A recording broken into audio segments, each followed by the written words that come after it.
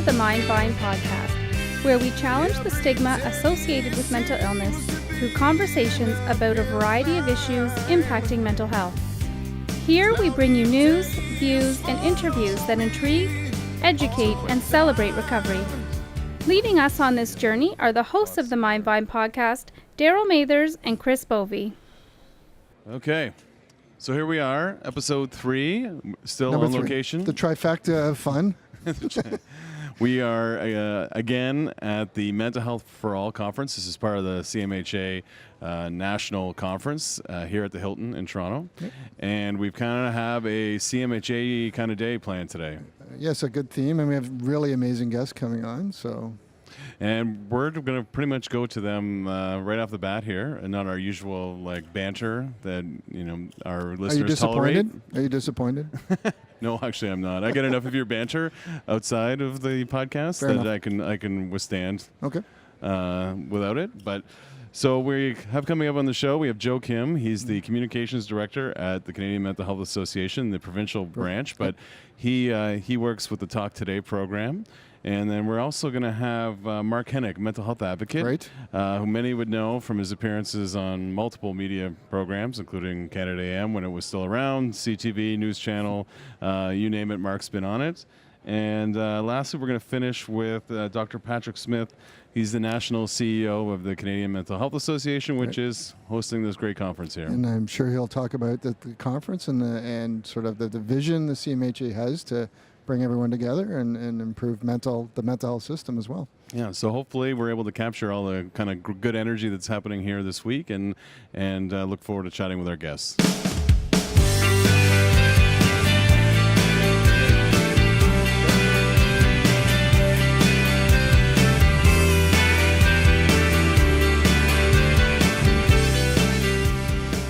Pleased to be joined with Joe Kim. He's the Director of Communications for the Canadian Mental Health Association Ontario Division, and Joe's presenting, I believe, at the conference here today. And one of the things that you're intimately involved with is the Talk Today program, which I know originated in the OHL, and I think it's expanded. Can you tell us a little bit about that program? That's correct. First, thanks for having me on, guys. Oh, yeah. Thank you. Great to see this podcast, and glad to be on your second episode, so this is fantastic. And a former newspaper guy, too. Yeah, it's so true. It's like we're like a clique here. It's right, nice. that's right. It's nice to have you. That's right. There might be a little side of alcohol or something down here. The press club. I don't think the press club exists. No. So we'll have But to. getting back to your question, Talk Today originally began back in 2014 in really the spring. And like a lot of things in the mental health field, it was born out of a tragedy. There was a player within the Ontario Hockey League who had died by suicide. And for those listeners and viewers who might not know the Ontario Hockey League, it is the premier development hockey league for young men and boys between the ages of 16 and 20 here in Ontario, obviously. And these kids are used to being the best of the best. For this, when they make this jump to this league, they're moving away from home, leaving all their friends, leaving their school, staying with billets, trying to adjust to a new way of life. And whereas in the past they might have been the top player on their team getting all the ice time, they're going to a new environment where they could be the low man on the totem pole and not be getting the ice time they're needing or they want. And so we find, so they might be struggling. So getting back to spring of 2014, one of their players had died by suicide, hit the league pretty hard. And the CMHA, Canadian Mental Health Association, Ontario Division thought this might be a good opportunity to reach out to the league and see if there was any way we could support them. Great. And essentially that's how it was born. We sat together with the league for several months and developed a plan to educate their players about mental health and suicide awareness and suicide prevention. Right. And it just rolled out from there, and it's been tremendously successful in the 2.5 years, not only in the OHL but in the broader sports community, let's say. Right. So what does the program look like on the ground in the communities? It's like, the OHL and the CHL across the country. They're in smaller communities, all over the country. Mm-hmm. So what would a Talk Today program actually look like on the ground? So we have branches. We have more than 100 branches about 100 branches across the country as part of our national organization. So a lot of them are matched up or exist in communities where these local sporting organizations play.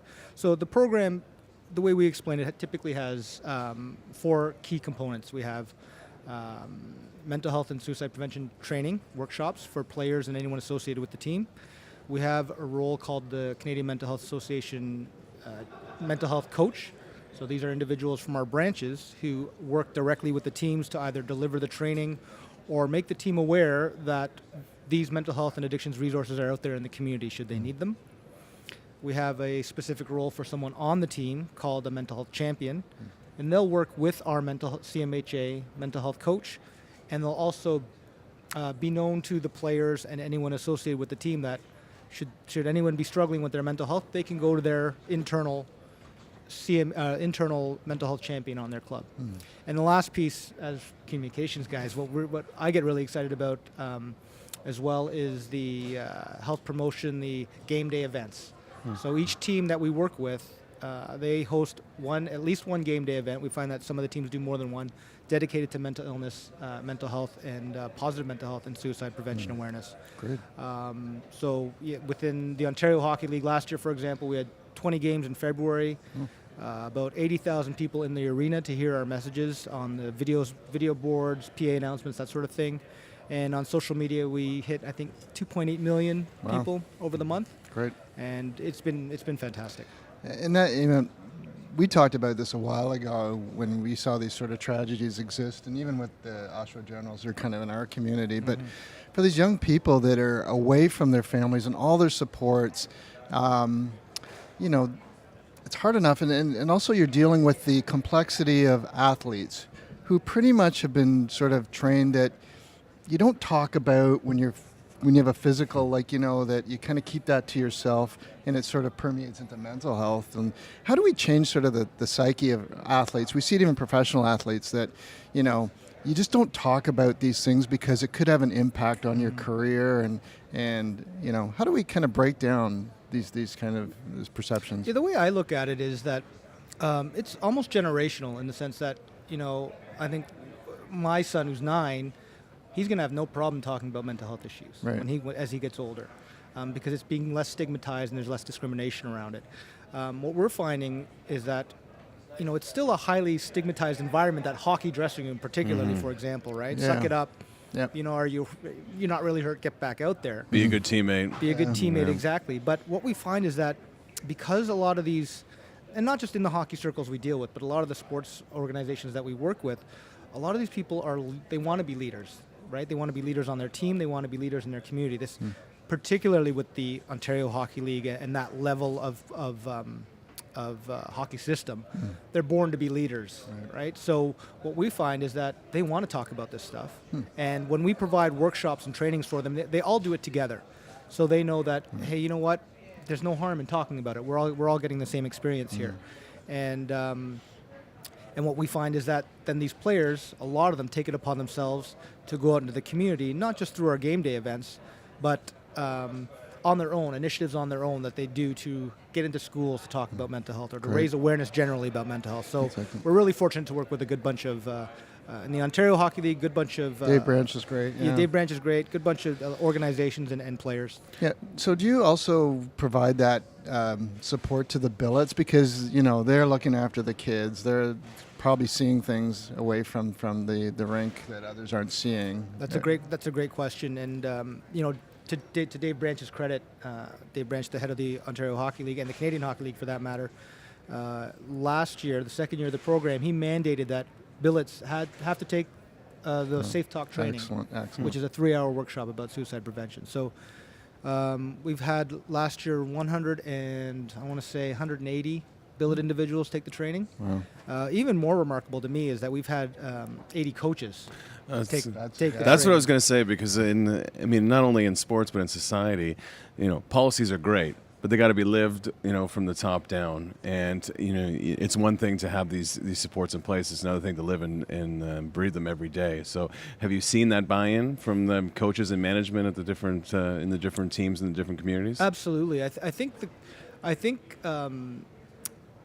the upper echelons of the organizations, I think they see today's athlete as different than, the athletes that people of our generation were used to seeing grow up, and that tough guy machismo attitude.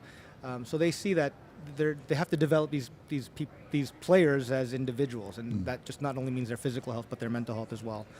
So the buy-in from the coaches has been astounding, and there are coaches out there, when they get involved with the program, then they start talking about their own personal experiences or how they've been touched by mental illness. Yeah. Now, have you had interest from other organizations, for example, like university athletics and other groups that want to kind of learn more about your program and how they can apply it to what they do? Yeah, absolutely. We're finding it's tough to keep up with the demand for the program at this point. And it's funny because I work in communications, you guys work in communications, but I'm responsible for running a mental health promotion program, which I'm not complaining about it because it's really cool. I'm a sports guy, so Yeah. I like it. And I get to meet all these cool sports figures when I go around, talking about this. But I forgot the question now. No, I was just asking if you've had other organizations Yes. like university athletics and Yes. different want to kind of mirror what you do. Absolutely. So Yeah. just last week we had Sioux College launch the Talk Today program with their varsity athletes. Nice. And they're fortunate enough to have our Sault Ste. Marie branch, who's been rolling this program out throughout with their local OHL team, and others in their community. So we have OHL. Other universities have reached out. Mm-hmm. Beyond colleges and universities, we've had a pilot with a high school up in Kenora. We've had I'm going to refer to my cheat sheet here. That's right. We have more regional junior A hockey leagues coming on board. So it's everywhere we turn, there's a new organization looking for information about the program. That's fantastic. That's great. I'm sure there's measurement tools that you have in place that will ultimately measure its effectiveness in the communities that you're serving. But I wonder, are there experiences or stories that have come to the surface as a result of going into these communities that have really made it real and made that you're making a difference, that this program is working? Absolutely. Regularly we'll get a call from one of the leagues we're working with. Hey, we have a player in this community struggling. Help us out. There's a couple examples that I like to raise that to me really show the effectiveness of this. There's one billet individual who participated in this program in the Northern Ontario Junior Hockey League, I believe. He took the Safe Talk program, which teaches you how to talk openly about suicide, and should you spot, and it teaches you how to spot the signs that someone might be contemplating suicide and how to address those directly. Right. So this individual took the workshop, and he ended up being at work one day, and he noticed something was wrong with a colleague, and he managed to speak to that colleague in a positive and open manner, and actually, the way he put it, he saved his life that day. Wow. The other example I like to use, and this is more of a player example from the Peterborough Petes, who have really shown great leadership on this. One of their players had taken the same Safe Talk training. They were at school one day. They looked at the desk that they were sitting at, and there was some writing on the desk that was really troubling to this young person because he had just gone through the workshop that we provided. And he reached out to school officials, and they found the student that was struggling, and they had her admitted to hospital that day. So that I could count fingers and toes how many examples that we get on a regular basis. That's amazing. That's great. Yeah, I think the program's phenomenal. Just from the reading I've done and talking to you today, and it's not an easy world that you're diving into. I understand what your point where the athlete of today is much different, but you're talking about an environment, a hockey environment that's steeped in tradition and in a way, maybe set about their ways. So I think the difference you're making, the program is tangible and much needed. And I hope we see it pay off as these young men move up to the professional level where there's big money contracts at stake. And we've seen countless, tragedies at the professional hockey level, whether it's due to, concussion-related mental health issues or just, and that's the one thing I think too. And I kind of, back in the day when we had the Boo Guards and the different people, I kind of, from a media standpoint, kind of got upset because every time we talk about an athlete who may have taken their life, we talk about it must have been concussion related, as if athletes can't have the same mental health challenges. Like it's either, it's got to be something that caused it. Like they can't, they're rich, so they can't have depression or anxiety disorders. And hopefully we change the dialogue around that. It doesn't matter if you're rich or play hockey or do that. We all, we struggle with these things, and we have to be open to having the conversation. Not that there's a direct, link to just fighting and this. they're just the same as everyone. Yeah, So, we like to say, mental health doesn't discriminate. Yeah. Right? Anyone can have an issue at any point in their life, and to be able to create an environment within such a highly stigmatized dressing room scenario, for example, it gives us hope that if they can speak about it in that type of environment, they'll be able to speak about it and ask and tell others to speak about it openly as well. Right. So. And you're talking about a population that a lot of demands on those kids. Junior hockey in Canada is essentially professional hockey. The demands on their time, they're trying to balance school. They're like we mentioned earlier, they're living in different communities. There's lots going on, and that doesn't stop. When they leave the rink, it certainly doesn't stop even if they go to school and go to CIS or NCAA or whatever they end up doing, or go to pro hockey.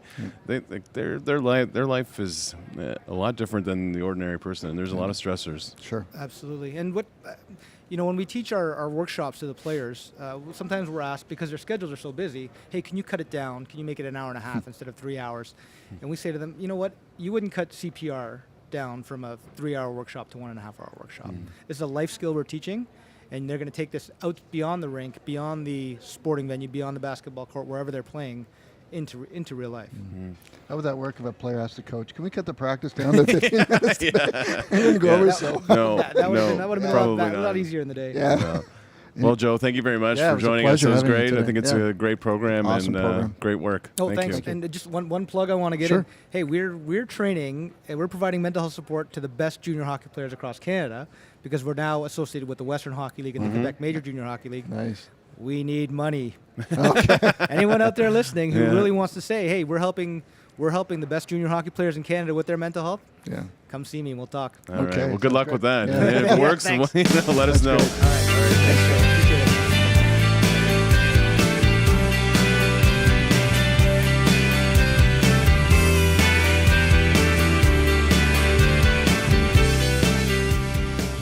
Do that. So, okay. So I think we're ready to go. All right.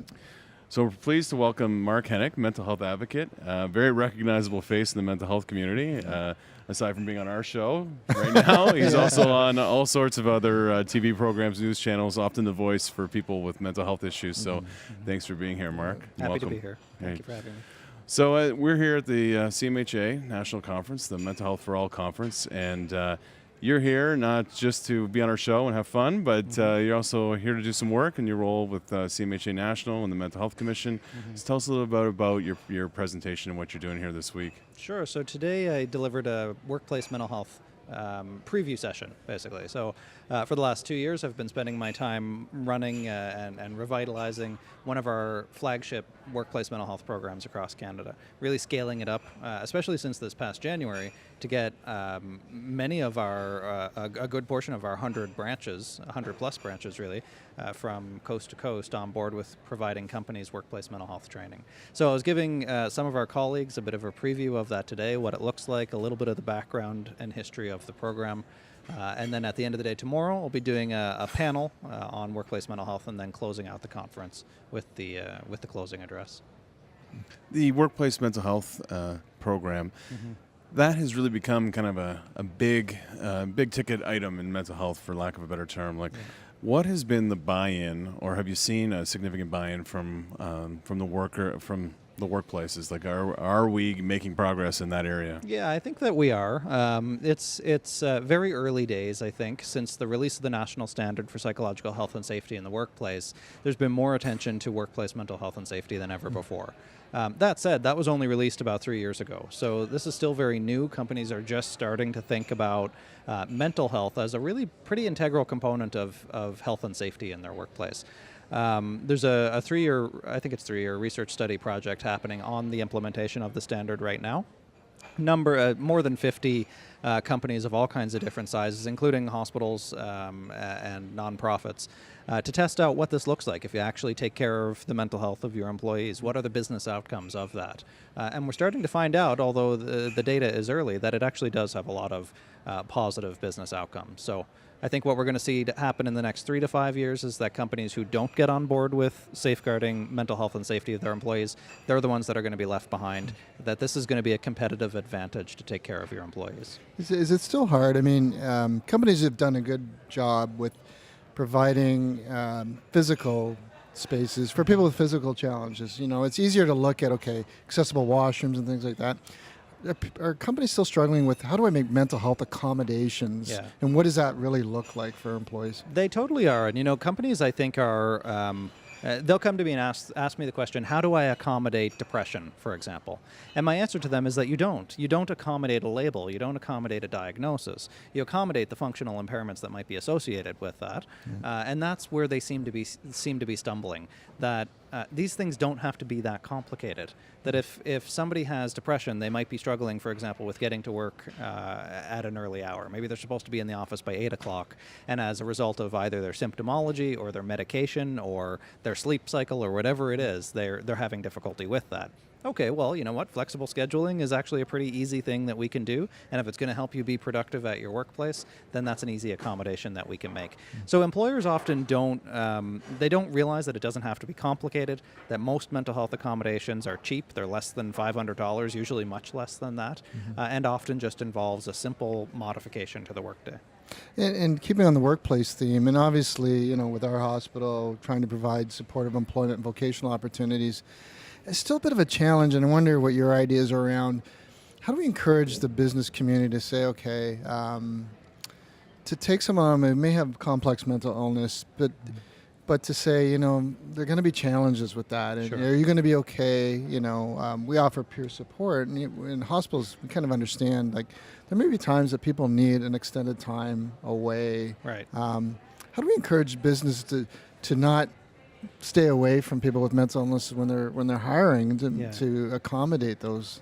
Well, I think there's kind of two tracks here. One is reminding companies of the basic human rights of people with mental illnesses, that you can't not hire somebody because they have whatever kind of mental illness.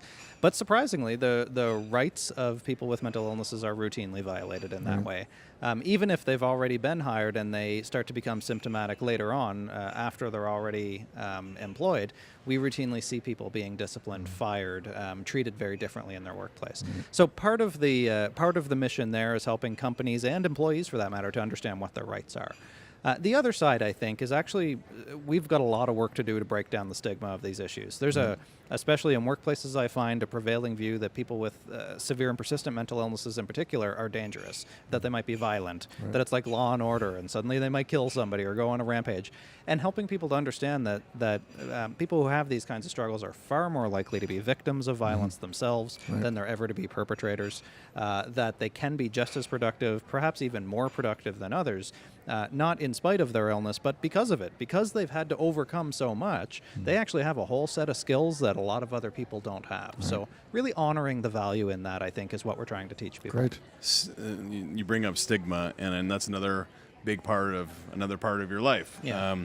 You're routinely the voice of people with mental health issues, and all you have to do is Google Mark Henick, and there's several pages that come up, and it doesn't take long to find out a little bit about your life and your experience with mental illness.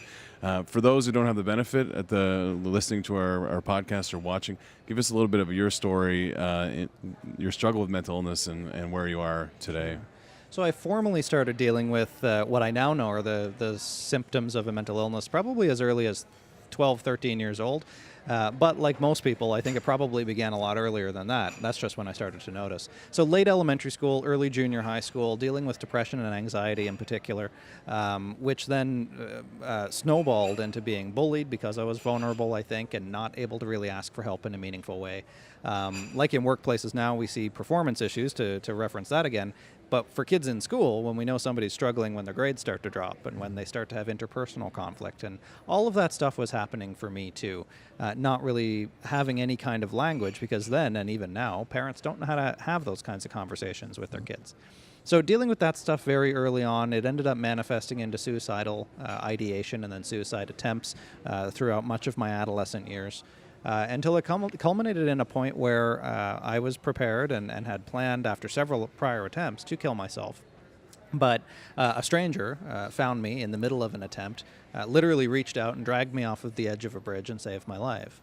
And that was actually my last suicide attempt. Not because I then went into hospital again for the dozenth time and received miraculous treatment that cured me and saved my life, though there were certainly lots of people out there who helped, but rather because I realized that I had a choice in my life to either be like that stranger who saved me, to reach out to others and not necessarily have any particular training and do that, although I do now. So I could reach out to others and save others in that way through my own experience, or I could just stand on the sidelines and let it keep happening. And I didn't want to do that. I didn't want to be that guy on the sidelines. So finding that purpose, finding that way to advocate for myself, but to advocate for others, I think my advocacy is pretty closely tied to my own recovery, and that's what I've been doing ever since.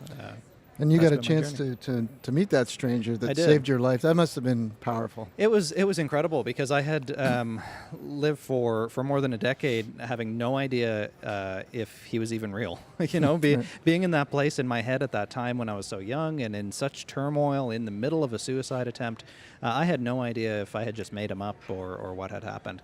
But I realized that was a missing part of my own story. I felt inauthentic because I had been talking for more than a decade about this stranger in a light brown jacket who saved my life, but I had no idea who he was. So I asked for the public's help. I tried to do it the bureaucratic way. I tried to ask for the health records and the police records, and that wasn't getting me anywhere. So I had gotten involved with media by then already. I had done the TED Talk. I had become quite involved with a number of news outlets. So. As well as social media. So I asked for the public's help via some social media and traditional media. And within a few hours, we had leads on who he was, and then by the end of that day, I had connected with him. And I found out his name, that his name is Mike, that he lives in Halifax, that he's been working in mental health ever since, just like me. So Wow. two people were able to impact each other in those couple of seconds together, and that's an incredibly powerful story, I think. Earlier this year, you were at our hospital in Whitby speaking to a group of mental health professionals, not unlike what you just did this morning or you're going to be doing all week. And I find it incredible when somebody like yourself goes up there and shares your story in front of people who are already bought in. I mean, these people have dedicated their lives to helping people with mental illness, and yet you get up there and you're inspiring, right? You get these people, you get them excited, re-energized about what they do. When you come to a place like this, I'm guessing it's very, very similar. How does that help you, or sort of like, I guess what I'm trying to say is, you bring your story with you everywhere you go. Yeah. And does it ever surprise you, the reaction that you get when you go to these different places and you speak to these different groups? Yeah, not anymore. I've been very fortunate to have been able to speak to just about every audience and every kind of audience there is. And, every audience is a little bit different, I think, depending on who's in it, but also just the nature of the event and the time of day that you do it. And so there's all that practical kind of stuff. But I actually particularly like speaking to healthcare audiences and mental health care audiences specifically, because I think there actually is still a lot of work we need to do in this sector to break down the internal stigma that we have against our own people that we help, but also within ourselves, making sure our mental health agencies, our hospitals are psychologically healthy and safe too. Because if you're going to try to help other people, you got to be able to walk the walk in addition to helping others. So that's why I'm passionate about this group. But also what I find is that everybody gets into this kind of work for a reason. I find there's a higher proportion of people in healthcare type settings, in helping professions, who have struggled themselves, either directly or with a family member or whatever. So to be able to allow them to tell their story too, to be able to say, look, I've been involved in this sector for a while, and I'm fortunate to be able to work at a number of different levels in this sector, and my experience hasn't held me back. In fact, it's been a benefit to me. My struggle has been a benefit in my current life. So to help give that message to them, so they can realize that they can open up too, they can break down that stigma within this sector that needs it just as much as any other. And the power of stories. We love telling our patients stories, and we've seen some amazing feedback from those stories, and sometimes there's a fear or apprehension of that. I'm just wondering, from your standpoint, when you were kind of deciding to take your story and put it out there, and maybe this can help other people, like what kind of things were you thinking about, and were those fears real after the Yeah. fact, or did you find it really actually helped you as an individual in self-esteem and finally Yeah. being able to talk about it in an open manner? Yeah, it's I think it's never good to characterize something as wholly black or white, and I think that's true for self-disclosure as well. It's not all roses and peaches, and Yeah. like there's Yeah. still lots of Stigma. lots of stigma out there. Sure. There is, and even today, people are. I've been doing this for a while, and sometimes when people don't know that about me, and I disclose, one of their first responses is that, "Oh, I never would have pictured you as somebody who's having depression." Sure. What does that even mean? How do you picture somebody with depression? So I still encounter that pretty regularly. Being active in this space, there's lots of different opinions about what mental health is, about recovery in particular, whether or not it's possible for people to recover. I actually happen to believe that it's probable that everybody can recover, regardless of where they are on that spectrum. But not everybody believes that, and that's okay too.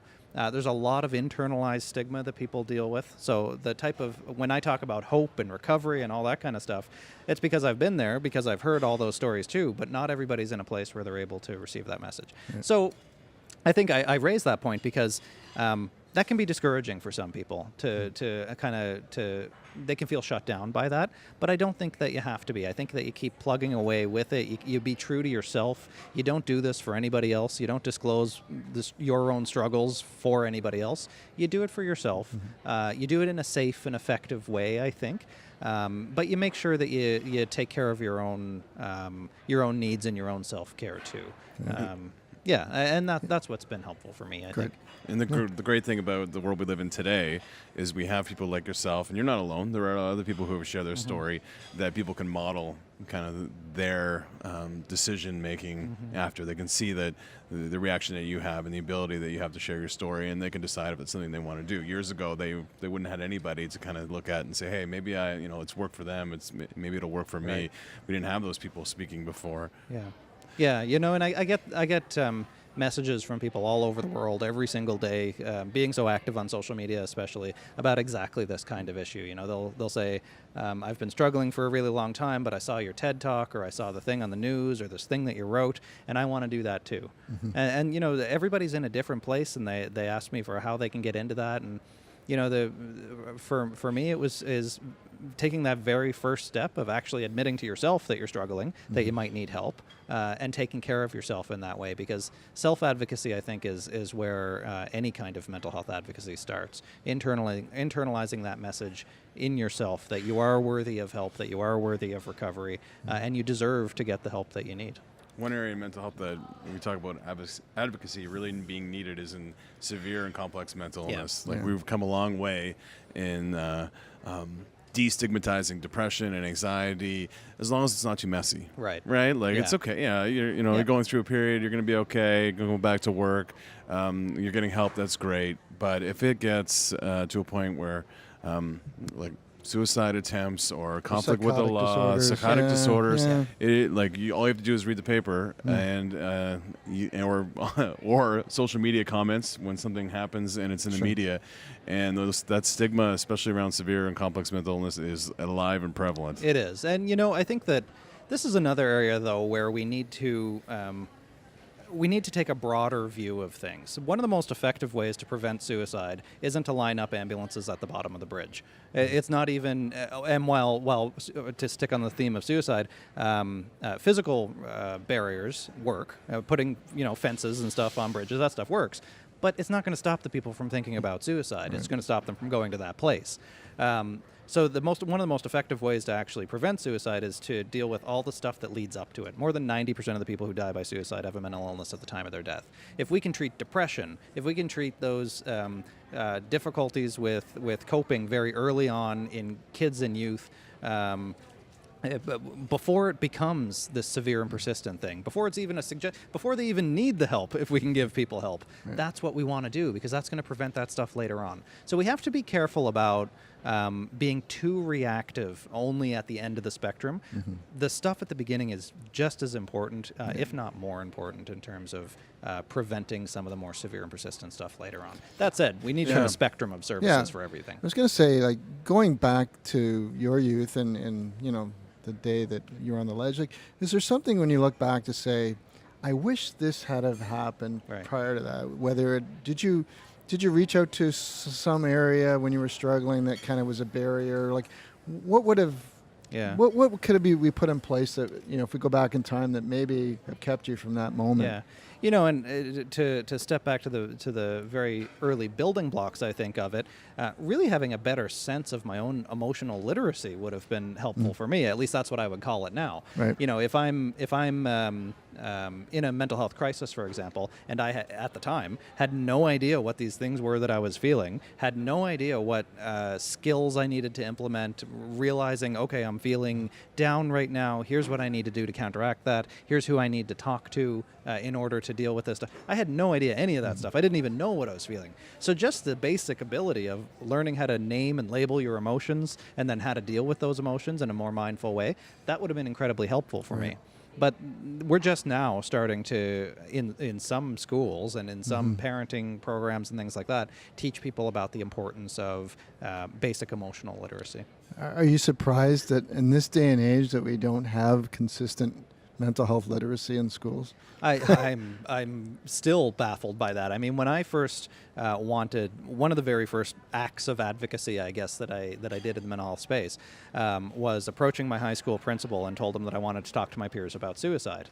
And that's one of those things where, you can feel a room change when you say that. And that was no different then, that he said, no, we can't do that, because if you talk about suicide, it gives people the idea to go out and do it, which of course is not true. I mean, it might bring up all kinds of stuff for them and all that, but it doesn't give them the idea as though it had never been there before. Right. And I even knew that at the time. So there is still, though, this very firmly embedded idea, and it's partly, I don't know if it's even a risk aversion that school boards have, and that anything that deals with kids have around potentially triggering people, things like that. But we do need to be able to have these difficult conversations early on with young kids, with all levels of the school system, to help them understand these issues. Yeah, agreed. And that's why I think the work you're doing is so great, because you mentioned earlier somebody made a comment that you don't look like you would suffer from depression. I think that's key, because you are the stigma, and it doesn't discriminate. People need to realize that mental illness doesn't discriminate. It doesn't matter what your socioeconomic, your class is, what your ethnicity is. Like, it does not discriminate. We really need to hammer that point home with people. Well, that and the idea that illness and health are not binary. It's not that you're sick or you're not. I mean, that we all deal with things from time to time. You can be a bodybuilder and still get a cold. You're not immune. Or whatever it is. You could be the healthiest person in the world and still deal with some things. I still deal with symptoms and relapses of depression. I still deal with anxiety on a daily basis. I take medication. I talk to a therapist, because that's the stuff that works for me. I'm still happy. I'm still healthy. I'm still functioning great. I enjoy my life a lot. But that doesn't mean that everything will always be amazing. There's going to be struggles. And that's one thing that I think that people with lived experience in particular, that we need to do better education around that. Right. The recovery looks different for everybody. Yes. For many people, that means 100% cure. They never deal with symptoms again. That's pretty rare, actually. Everybody struggles sometimes, and sometimes you relapse, and sometimes recovery is not a straight line upward. That's for sure. And in the definition of recovery, I think in society is that it's a straight line, right? It's you break your arm, you get a cast, you're healed. You have a cold, you get better. You don't have a cold anymore. But when it comes to mental illness, it's a wavy line. It is, and you know what? That's actually okay. I actually prefer it that way, because when you take this growth mindset approach, it's that every time you relapse, I think to myself, as much as I can when I'm relapsing in my depression, great, this is another opportunity to practice these skills, to learn something new, to be able to come back better than I was before. It's not stepping backward just because you relapse. It's actually just another opportunity to improve yourself again. It's like managing expectations. We hear that all the time in the workplace, and when you're working on a project or initiative. And I think our job as communicators is to help the public understand that when it comes to mental illness, we need to help you manage your expectations, that it looks different for everybody. And you could have somebody that is off work for 3 months, and they get the help they need. They have the tools they need to go back and live their life like they were. And some people need more intensive support, and they might not be able to go back to work, or it might be quite some time, or they might have to we know patients that have told their stories.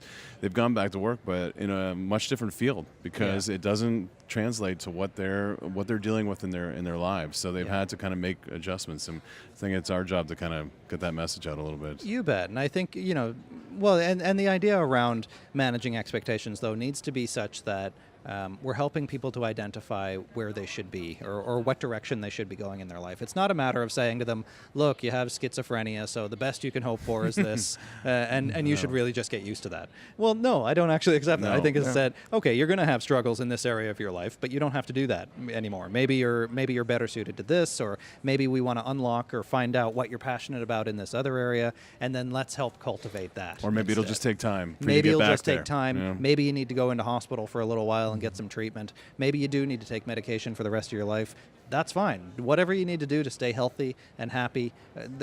I think one of the worst things that we've done is to stigmatize any kind of treatment or help that's out there. Whatever works for somebody. If it works for you, then that's great. I'm happy for you. It might not work for me, but that's okay too. This looks a little bit different for everybody. And that's the struggle too. Like when people want to, if we even talk from government standpoint, the acute care model, right? If you're going in for, cataracts, everything is really kind of, this is what we're going to do.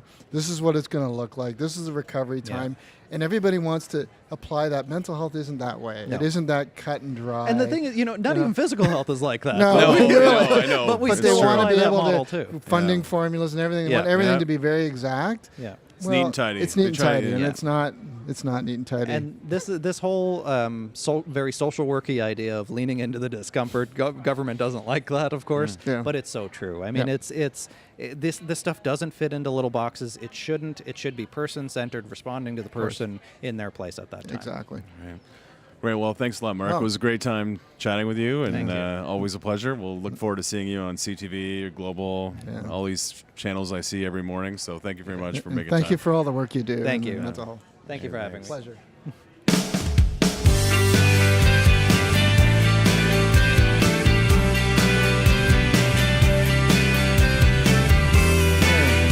I was wondering why you were here. So I'm glad you cleared that up. It's just for that. All right. All right. So we're pleased to welcome to the Mindvine podcast Dr. Patrick Smith, the National CEO of the Canadian Mental Health Association. Thank you for being here. Thank you. Pleased to be here. So we've been here for a couple days. I know the national conference is the final 2 days. How's it been going so far? What's it been like? It's been going great, and the whole reason to have a conference like this, mental health, mental illness, and addiction together by design. And for most people, it'll be like, well, why do you need that? In Canada, you have Canadian Psychological Association conference, different disciplines or different diagnoses. Let's have a conference on addictions or schizophrenia, or let's talk about health promotion and prevention from a mental health perspective. But never one that brings everyone together, all the stakeholders, so people with lived experience, people who are working in the field, and it's bringing everyone all together for one common goal, which is to move the needle forward for mental health care. Right. The lived experience piece we find very interesting. We have a peer support program at our hospital. Yeah. It's vital to the operation of our hospital. Absolutely. And it's been kind of a recent movement, in the last number of years where we're bringing in people like peers, lived experience. What has that brought to the mental health sector? Well, what's really fascinating for me is I've been in the mental health sector. I've been in Canada's mental health sector for 20 years. I'm originally from the States. And peer support has come and gone over the years. The founder of Canadian Mental Health Association, Clarence Hinks, in 1918 was a peer. He was a physician who had mental illness, and he founded the organization. So over time, the stigma and discrimination, I think it does kind of rob people of their voice. And so we're the same. Any chance we can get to give people who have the lived experience the opportunity to speak out, not only about their journey in their illness, but the power of recovery. And for me, that's the most powerful message that you're going to get. All the news stories talk about the ugliness of addiction or whatever, and even people in the healthcare system, doctors or whatever, maybe people working with clean needles exchange or whatever. We were talking to a group of policemen and first responders, and people with lived experience with addiction were actually giving this presentation, and they said, "Your frequent flyers, the people you always see, and if you don't see them, what happened to them?" they say they either died, moved, or they're locked up in jail. They didn't make room for the possibility that they got better. And that's the same with our healthcare system. Even though many people get better, but when they do, they just go on about their lives and they're not sharing their stories often. And there's a lot of talk about the mental health system and how we can, I think we all can agree it needs to change and it needs to be better. And having these types of events where you're bringing in all those voices, is it the goal of CMHA also to not just today, but to carry that conversation forward collectively, to work together to build a better system? Yes. Ian Beck, who's going to be doing, from the Grant and Beck Foundation, who's going to be doing a panel tomorrow with a number of different people. I met with him in Montreal, and he said mental health reform is a team sport. But anyone who knows from the mental health field, we play more like we're playing tennis and not doubles. Excuse me, everyone, it's almost like it's a scarcity mentality since we've been so underfunded. It's like Hunger Games. Everyone's going to the government trying to get their piece of the pie to get their services going.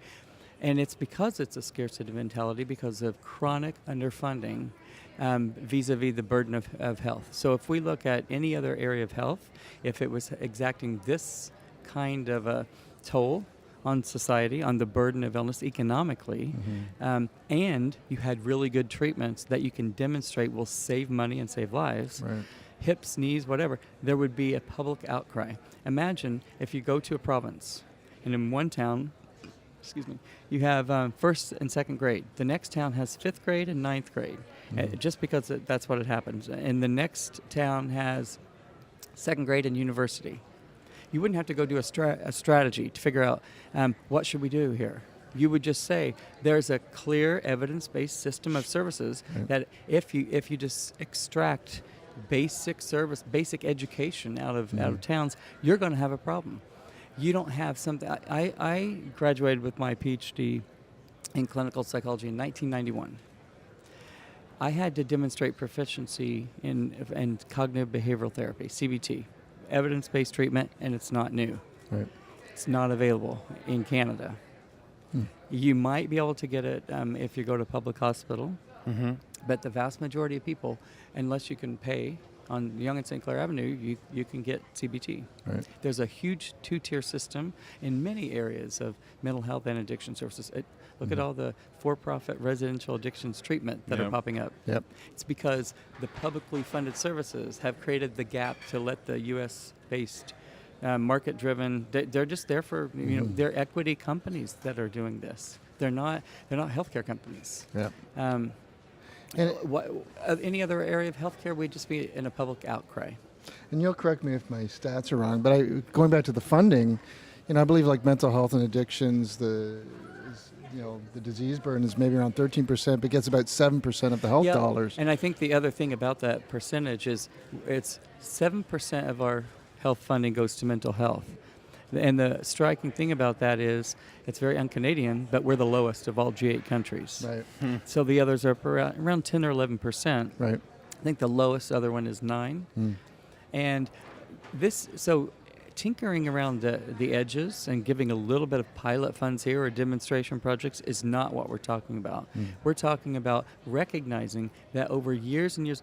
An example, I used to be at an organization where they had some residential addiction treatment facilities. And in the tough years, financially, where they had to make a decision between making payroll or upkeep of their facilities, these beautiful Victorian homes, sometimes the roofs were caving in, and years of deferred maintenance that you could have, put in $30,000 a year or whatever to maintain it. Now, it's a big ticket item to fix those structures. It's exactly the same thing in the mental health system.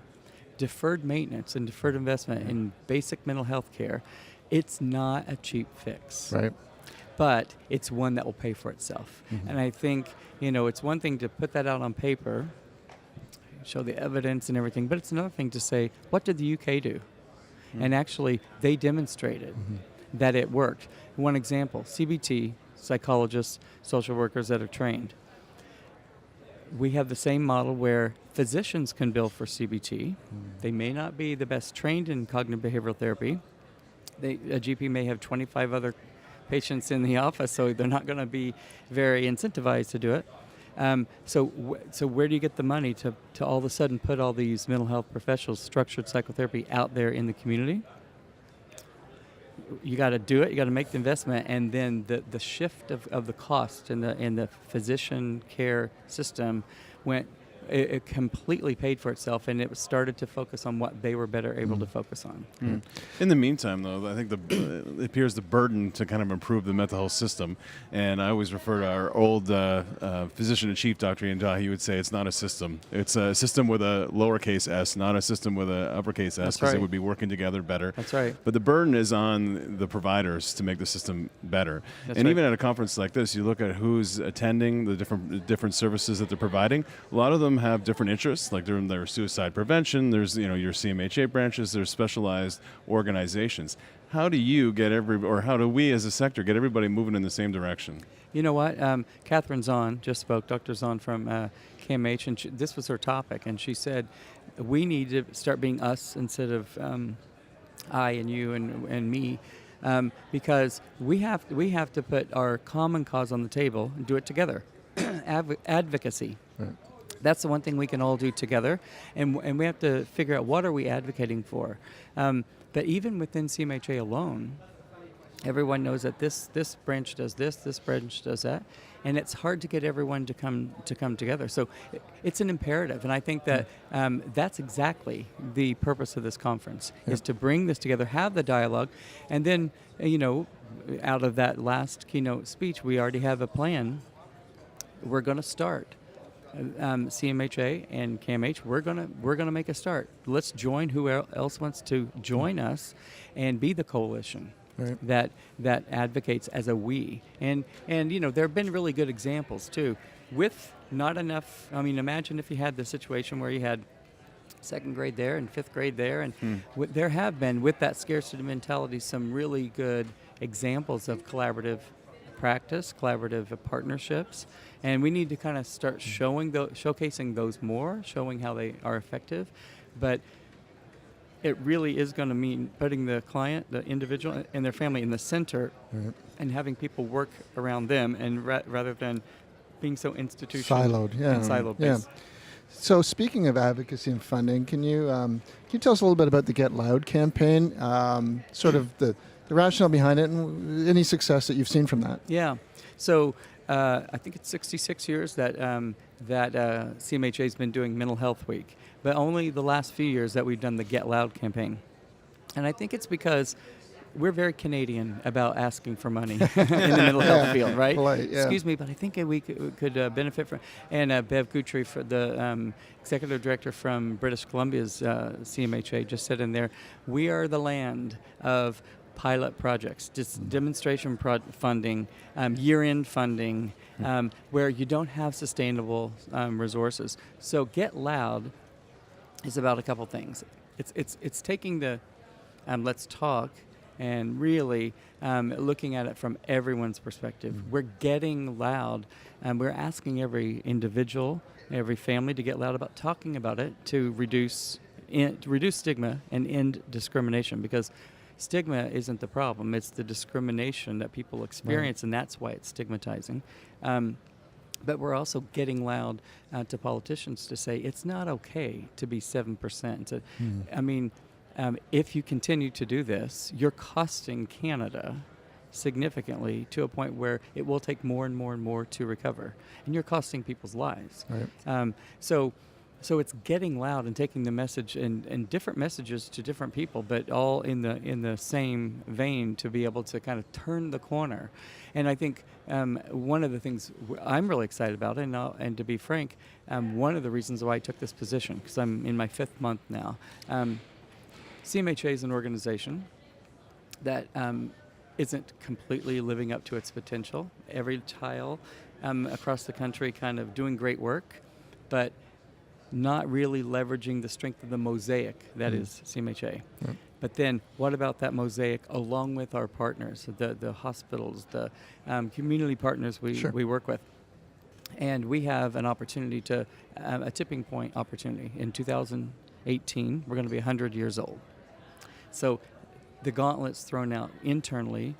If we can't come together to rally, to make this a true tipping point for mental health. So both awareness raising, you really bursting through the ceiling on the stigma and discrimination, but then also getting to the point where we are saying, okay, now how do we work together to implement this increased funding that the government has? We want everyone in Canada to be joining us in this celebration and say the way we're celebrating CMHA's 100 years, and more importantly, investing in mental health for the future is blank. And we want corporate Canada, we want the Canadian government to fill in the blank.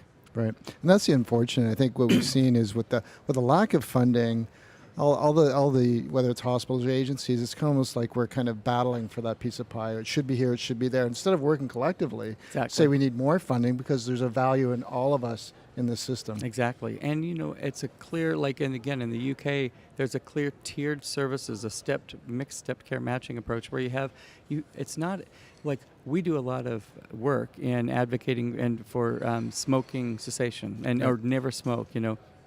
That doesn't mean if someone has lung cancer that we don't treat the lung cancer. It's both and.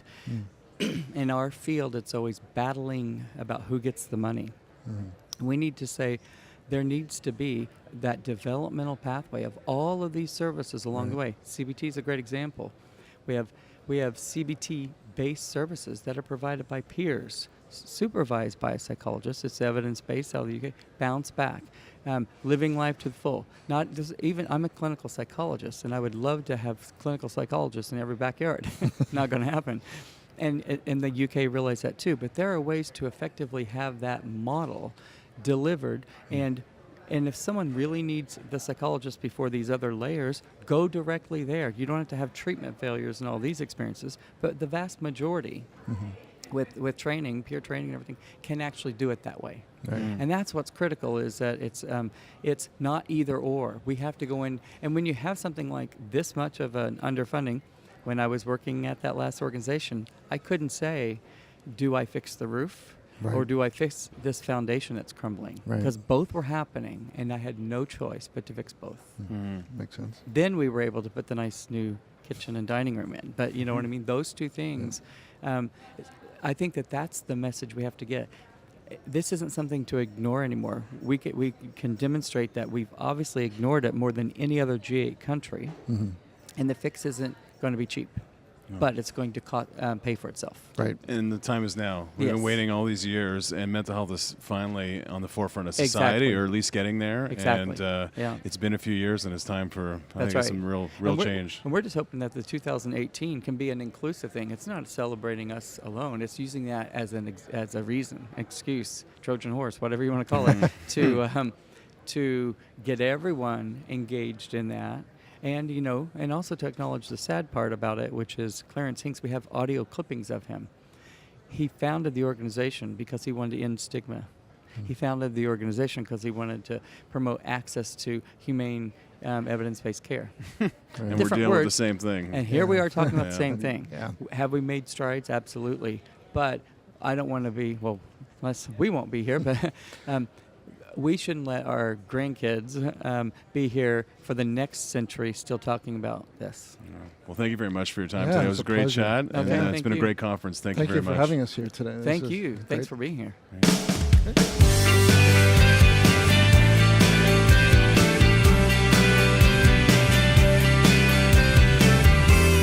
So that was great. Interesting. It was great.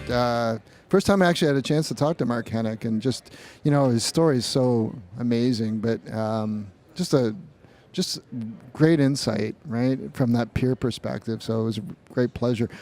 All of them, was it really, even Joe Kim, the Talk Today program was very interesting. Not just because he's a fellow journalist by John Haynes, us talking about that, but Yeah, just some really good programs, right? Grassroots programs that the CMHA is doing. Yeah, and Dr. Patrick Smith. That's my first opportunity to meet him. Very interesting about how he feels the mental health sector needs to work together. We need to kind of change the system as a whole and collaborate. And this is kind of an example of that kind of collaboration that he'd like to see forward. I'm sure a lot of other people in the mental health sector. So it was very informative. Great day, and that puts a wrap on episode 3. So thanks for watching, and next time.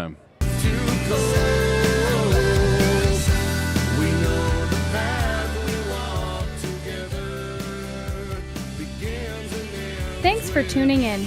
Visit mindvine.ontarioshores.ca for details on upcoming podcasts. And don't forget to keep the conversation going on social media by using #MindVine. Begins and ends with